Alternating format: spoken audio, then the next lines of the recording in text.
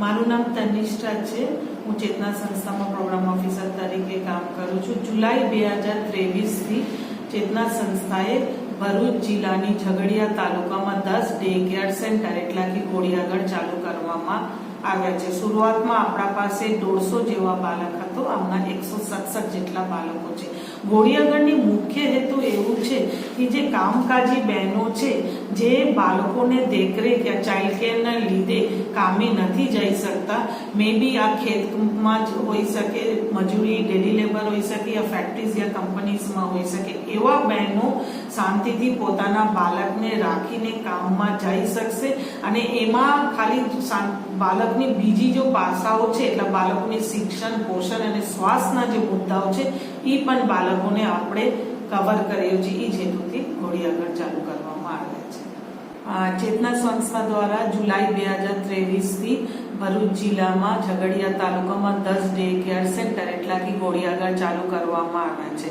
થોડીક હું ઘોડિયાઘર ચાલુ કરવાની હેતુથી વાત કરું કે આપણે જ્યારે ચેતના સંસ્થા ગુજરાતના જે ઇન્ડસ્ટ્રીયલ એરિયાઝ છે જે મુન્દ્રા, કચ્છ, સાણંદ, ગાંધીનગર એમાં જ્યારે આપણે કામ કરતા હતા અને ખાસ કરીને પૂર્વ પ્રાથમિક શિક્ષણ સાથે બાળકો સાથે કામ કરતા હતા ત્યારે બહેનો જે કામકાજી બહેનો છે એ એક મુદ્દા બહુ જ તીવ્ર થઈને નીકળી ગયા હતા કે આજના જમાનામાં અને આજના એમાં બંનેને એટલા હસબન્ડ વાઈફ બંનેને કામ કરવું જ પડે, જે નીડ્સ છે જે મીટ કરવા માટેના.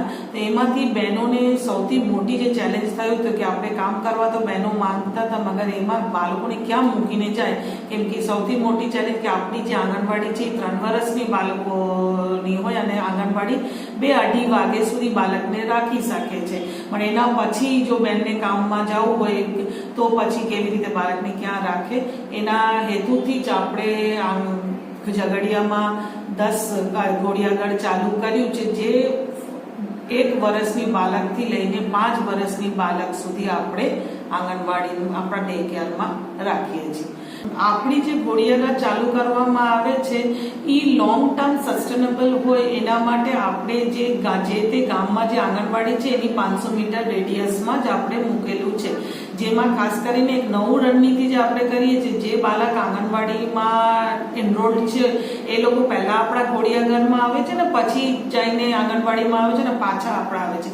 જે કામગીરી ઘોડિયાઘરમાં કરવામાં આવે છે કે સૌથી પહેલા કે પોષણના દૃષ્ટિકોણમાં એને 3 ન્યુટ્રિશન પ્રમાણે એને મીલ આપવામાં આવે છે કે આટલી કેલોરી બાળકમાં જવું જોઈએ, એમાં ધ્યાનમાં રાખીને જે લોકલ ફૂડ્સ છે, સવારનું નાસ્તા, બપોરના જમવાનું અને પછી સાંજે જવા પહેલા એક પોષણના દૃષ્ટિકોણમાં આપવાના. હાઇજીન, બાળકોને હાઇજીન મેન્ટેન કરવા માટેના હાથ ધોવાનું એ બધું જ અલગ રીતે કરવામાં આવે છે.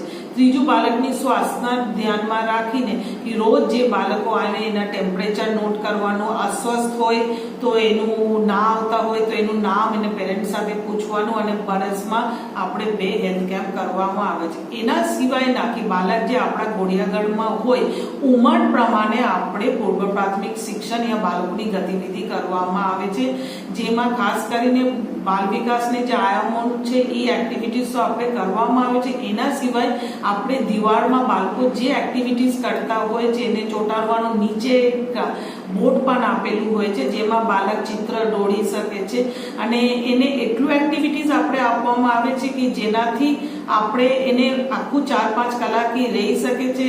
અને જે બહેનો ખાલી જે માતાઓ મૂકીને જાય છે, માતાઓ એવું પણ કહેવામાં આવે છે કે એ લોકો આપણે ઓબ્ઝર્વ પણ કરીએ છીએ ખાલી આવક રીતે ઇકોનોમિકલી એનું રાઇઝ કે હાઇટ મળ્યું એ નથી. એના સિવાય માતાઓ કહે છે કે હવે જે એ લોકો કામમાં જાય છે તો શાંતિથી જે મેન્ટલ પીસ આપણે કહીએ માતા તરીકે તો એ મેન્ટલ પીસ જો છે 8 કલાક એના બાળકને અહીંયા રાખીએ છે, જેમાંથી બાળકની ખાલી પોષણ, શિક્ષણ અને સ્વાસ્થ્ય સારી રીતે સાચવવામાં આવે છે.